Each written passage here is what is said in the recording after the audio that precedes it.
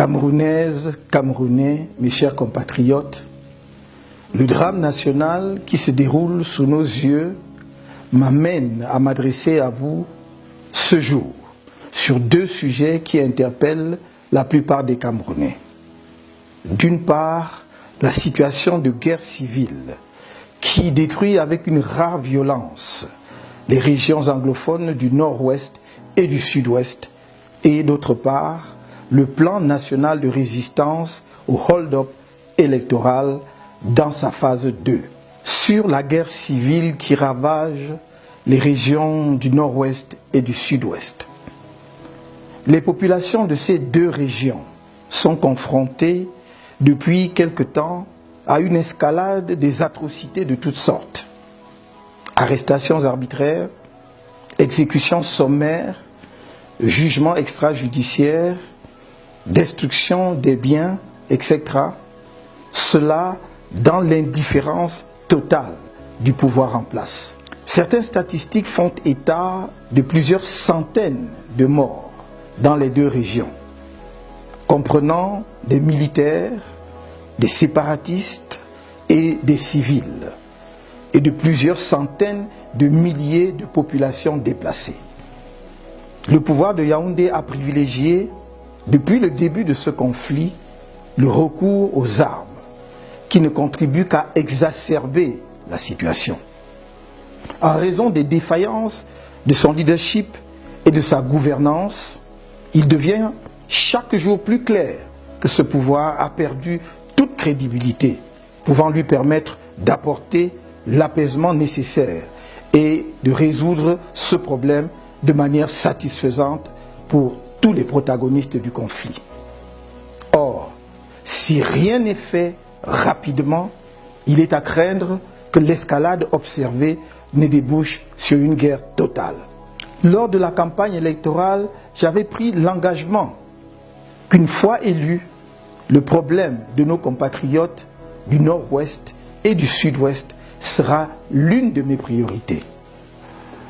Aussi, fort de la confiance que vous m'avez accordée, et face à l'escalade des souffrances dans les deux régions anglophones du nord-ouest et du sud-ouest, qui fait de la résolution de ce problème une urgence absolue, j'interpelle les différentes parties prenantes à travers les propositions ci-après, qui visent à apporter des solutions concrètes aux griefs de nos compatriotes des deux régions directement concernées, dans le respect de l'unité de notre nation. Ainsi que je l'ai indiqué dans mes différentes déclarations antérieures, ma démarche pour la résolution de cette crise est sous-tendue par la condition préalable que les sécessionnistes s'engagent à renoncer à la partition du pays et à la recherche d'une telle partition. Considérant que cette condition préalable sera acceptée de tous, je propose les actions suivantes à toutes les parties prenantes. Au plan militaire, j'appelle à un cessez-le-feu immédiat et à la mise en place d'un processus de désarmement, démobilisation et réinsertion des combattants insurgés. Je demande une amnistie générale au bénéfice de toutes les personnes impliquées dans ce conflit, assortie d'une libération des personnes détenues dans ce cadre. Au plan humanitaire, j'adresse un message de profonde compassion aux familles des personnes décédées dans le cadre de ce conflit fratricide, notamment parmi les forces de défense nationale et les populations civiles. Mes prières accompagnent également les victimes blessées et leurs familles. Face aux atrocités subies par les populations des régions concernées, des mesures urgentes s'imposent. Dans cette optique, j'adresse aux populations du nord-ouest et du sud-ouest un message d'encouragement et de solidarité dans leurs souffrances et les exhorte à se préparer à regagner leurs villes et villages dès que les conditions seront réunies à cet effet. Je voudrais vous assurer que des initiatives sont prises dès à présent en direction de la communauté internationale pour arrêter le conflit et les atrocités qu'il entraîne. Des mesures seront prises pour la compensation des pertes des biens liés à ce conflit, y compris la reconstruction des maisons détruites et l'allocation aux victimes des pertes de dotations financières pour leur permettre de démarrer leurs activités. Je demande que des dispositions soient prises dès à présent pour aller chercher nos compatriotes réfugiés au Nigeria du fait de ce conflit, d'une part, et pour ramener les populations qui ont trouvé refuge dans les forêts, d'autre part. J'en appelle à la solidarité et à l'indignation de mes compatriotes francophones par rapport au sort de leurs frères et sœurs des régions du Nord-Ouest et du Sud-Ouest. Je voudrais souligner à leur intention que ce qui se passe dans cette partie de notre pays nous concerne tous directement. Ne cédez point aux sirènes de la division. Le socle de notre combat politique est l'édification d'une république fraternelle et solidaire dans le cadre d'un Cameroun uni.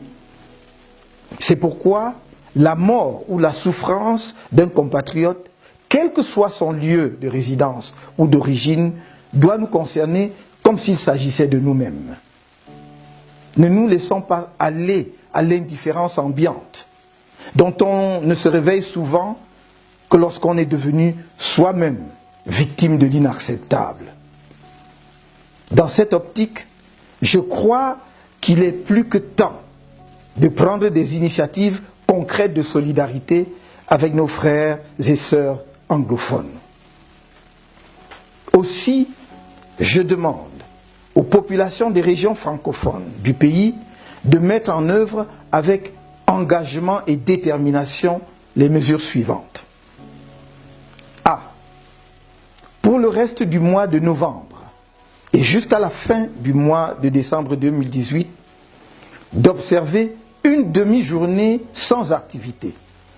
Villes et villages morts, tous les lundis, à partir de 13 h, afin d'amener le pouvoir à prendre, sans plus tarder, les mesures significatives nécessaires pour engager la résolution de la crise qui ravage les régions concernées, en sorte que les populations de ces régions passent les fêtes de fin d'année dans leurs familles. Les Camerounais de l'intérieur et de la diaspora sont amenés à manifester leur solidarité la plus généreuse envers les familles des régions du Nord-Ouest et du Sud-Ouest, particulièrement touchées par le conflit en cours, par des dons, notamment en denrées alimentaires, vêtements, argent, etc., afin que ces familles passent des fêtes de Noël et de fin d'année moins difficiles. Les dons doivent être envoyés à la fondation Aya, Aya Foundation, dont le responsable est M. Abiné Aya Aya. L'adresse de la fondation est mentionnée en bas de votre écran. B. Du 1er au 15 janvier 2019, si aucune mesure significative pour résoudre la crise anglophone n'est prise par le pouvoir, la durée des villes et villages morts sera étendue à une journée entière, tous les lundis, comme dans les régions anglophones. C. À partir du 16 janvier 2019, si le pouvoir persiste dans l'option militaire et le refus de toute initiative politique pour régler la crise dans les régions anglophones du pays, j'appellerai les Camerounais de toutes les régions et jusque dans les moindres villages à de gigantesques marches pacifiques tous les samedis. Car, bien que mon souci constant soit d'épargner les vies des Camerounais, nous ne pouvons laisser sans rien faire que continue de couler comme un torrent le sang de nos compatriotes, pour la plupart d'innocentes et paisibles populations, ou de nos soldats de toutes origines régionales, embarqués dans une sale guerre. Que le régime nous tue tous, s'il le veut. Mais nous ne nous bornerons plus à des propositions dont il se moque complètement. Nous allons agir jusqu'à ce qu'une solution politique adéquate soit apportée à cette crise. C. Au pouvoir, je demande d'arrêter le recours aux armes, car il ne peut constituer une solution à un problème politique. Je l'exhorte à recourir au dialogue inclusif, comme de nombreuses instances nationales et internationales l'ont recommandé. Je formule des prières pour les victimes militaires tombées sur le champ d'une guerre injuste contre leurs propres frères et sœurs. Une guerre absurde que les dirigeants civils de l'État leur font faire au lieu de prendre leurs responsabilités politiques pour y mettre fin, à défaut de l'avoir évité. Nos soldats exténués et mutilés pour certains ne savent plus pourquoi ils se battent. Amener des soldats camerounais à tirer sur des insurgés camerounais avec un armement sommaire, voire dérisoire, ne peut être un but de guerre suffisamment motivant pour ceux qui sont amenés à sacrifier leur vie. J'exhorte les éléments des forces de défense nationale à s'abstenir de recourir à une violence disproportionnée contre leurs propres compatriotes. À nos compatriotes qui ont pris les armes dans un dessein sécessionniste, je voudrais dire que j'entends fort bien leurs griefs contre le régime au pouvoir, lesquels ont pu les amener à une telle radicalité. Il s'agit notamment de l'absence d'une autonomie effective, permettant en l'occurrence aux régions anglophones du pays de s'occuper de leurs propres affaires, la non prise en compte de la spécificité culturelle née du particularisme historique des populations anglophones et de manière plus générale les injustices, la discrimination et les inégalités entre citoyens, le défaut d'un développement équilibré de toutes les régions et la promotion d'un État hyper centralisé où une poignée de personnes s'enrichit au détriment du plus grand nombre. En revanche, je ne saurais approuver leur démarche, consistant à causer la désolation et le deuil parmi nos frères et sœurs des régions du nord-ouest et du sud-ouest et à rechercher la partition de notre cher et beau pays, le Cameroun, magnifique œuvre commune des anglophones et des francophones. J'engage l'État, une fois acquis le cessez-le-feu, à ce que des mesures économiques soient prises pour permettre aux combattants de démarrer des activités génératrices de revenus ou de s'insérer décemment dans la vie socio-professionnelle dans le cadre de l'opération désarmement, démobilisation et réinsertion.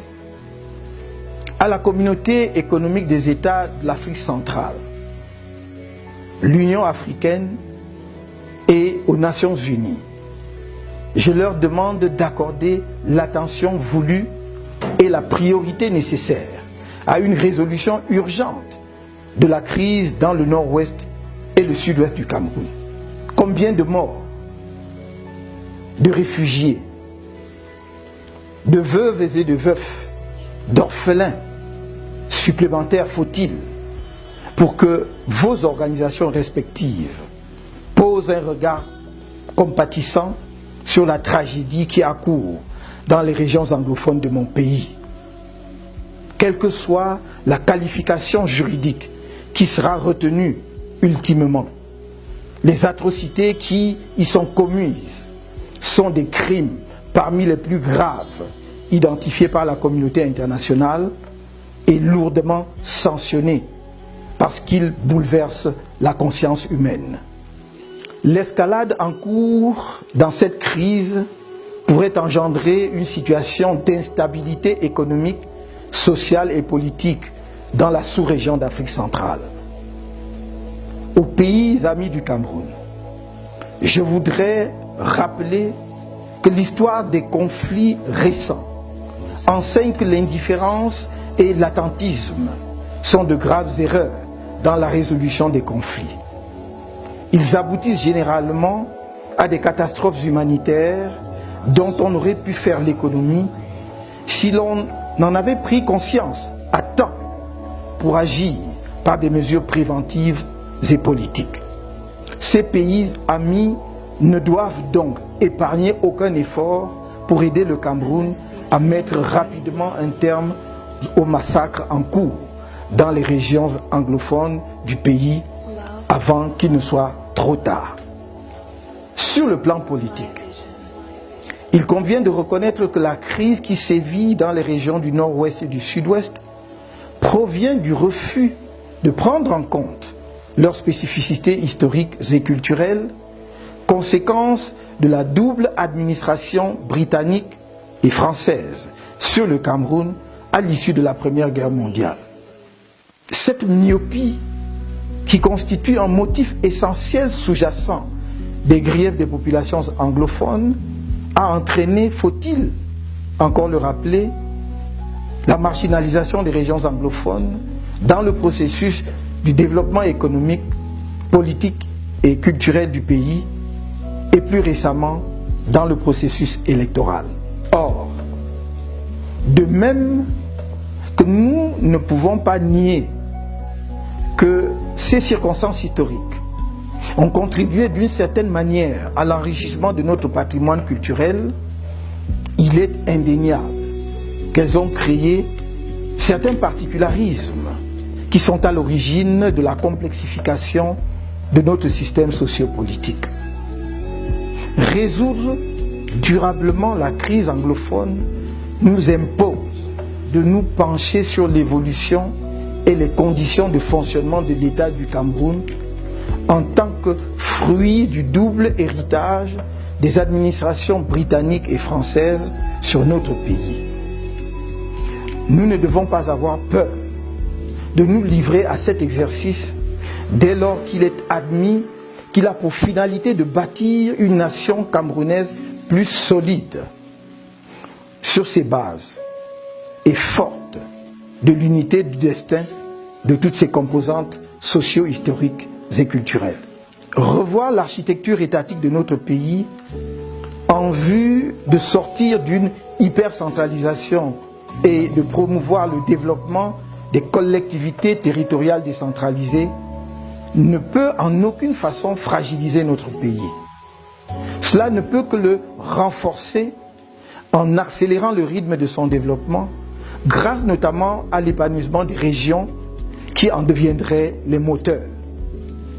Dans cette perspective, il convient d'aller au-delà des problèmes spécifiques des régions du nord-ouest et du sud-ouest pour répondre à la problématique plus générale de l'autonomie et du développement de l'ensemble des régions du Cameroun. Dans cette optique, je m'engage à réaliser dans les meilleurs délais, en tout cas à l'issue du dialogue inclusif, l'indispensable réforme de l'État pour une prise en main effective par les régions de leur développement, l'État central devant veiller aux grands équilibres en la matière. Afin de répondre aux attentes spécifiques des régions anglophones d'une part et à l'exigence de la réforme de l'État pour une large autonomie de l'ensemble des régions du pays d'autre part, les initiatives suivantes seront lancées. A. La mise sur pied à très court terme d'une commission vérité et réconciliation visant à informer la mémoire collective et à recréer les conditions de confiance entre les compatriotes anglophones et francophones et entre les populations des régions meurtries et l'État. B. La mise en place à très court terme d'un cadre de dialogue inclusif visant à recueillir les préoccupations de toutes les parties prenantes ainsi que les propositions de solutions. C. La création d'une mission spéciale pour un développement régional équilibré avec un mandat limité dans le temps. Cette mission spéciale, multidisciplinaire, devra procéder à l'inventaire et à l'analyse des expériences des différents pays qui ont été confrontés à une situation similaire à celle du Cameroun, proposer une évaluation comparative des solutions en termes d'avantages et d'inconvénients, ce processus devant permettre à notre pays d'adopter les meilleures pratiques en la matière de manière à éviter les écueils que d'autres pays ont pu expérimenter avant le nôtre. D. L'octroi de compétences spéciales aux régions du Nord-Ouest et du Sud-Ouest pour une prise en compte effective et efficiente de leurs particularités dans des domaines convenus. Sur la phase 2 du programme de résistance nationale au hold-up électoral, il y a quelques jours, de retour du siège de l'Union africaine à Addis Abeba, je me suis arrêté à Douala pour rendre visite aux résistants cassés par la machine sécuritaire du régime lors des marches pacifiques du 27 octobre, visiter le siège régional du MRC qui avait été endommagé par les forces de maintien de l'ordre le même jour et exhorter les populations de Douala à se mobiliser massivement le 4 décembre pour soutenir les résistants qui sont traduits en justice pour avoir dit pacifiquement non au hold-up. Après le bref message que j'ai délivré à cette occasion, certains ont annoncé bruyamment la fin de la résistance nationale et la reconnaissance par moi de la victoire du président sortant fabriquée par le Conseil constitutionnel. Laissez-les à leurs illusions. Leurs tentatives de déstabilisation de la résistance nationale sont peine perdue. Je vous ai dit à Yaoundé, le 6 novembre dernier, que la résistance nationale ne faisait que commencer. Je vous ai dit à Douala, le 19 novembre, de rester mobilisés, car la résistance continue. Je vous le redis aujourd'hui, la résistance au hold-up électoral se poursuit. Elle s'enrichit dans ses formes d'expression. La diaspora camerounaise en est aujourd'hui un des porte-flambeaux et l'action internationale s'approfondit. Je vous ai dit que je ne souhaite perdre aucun parmi vous. Je vous le réitère aujourd'hui, car organiser une manifestation pacifique non au hold-up requiert méthode et préparation. Et parce que je ne veux perdre aucun d'entre vous, je vous exhorte de nouveau, au plan interne camerounais, à ne rien organiser qui ne soit autorisé par le plan national de résistance ou par la coalition, qui se fait un devoir de veiller à ce que les résistants au hold-up électoral n'y laissent pas leur vie. À chaque phase de la résistance, la coalition arrêtera les mesures à mettre en œuvre après évaluation de la situation. Gardez à l'esprit que le but ultime du plan national de résistance est la restauration de la vérité des urnes au soir du 7 octobre. Cette vérité qui fait de moi le président élu de la République du Cameroun. À ce titre, toutes nos actions ont jusqu'à présent concouru à ce but et continueront d'y concourir. La résistance ne s'arrête pas. Au contraire, elle se densifie et gagne en puissance, car ses rangs ne cessent de grossir et son organisation s'affine chaque jour davantage. La phase 1 était celle du démarrage, permettant aux Camerounais de réapprendre à faire preuve d'altruisme en s'intéressant les uns aux autres, à s'engager de nouveau bénévolement pour la patrie et à faire foule dans la sauvegarde de celle-ci. Le plan national de résistance est le foyer dans lequel le patriotisme camerounais peut trouver un nouvel élan. Il est le cadre de la lutte contre l'oppression et le tribalisme.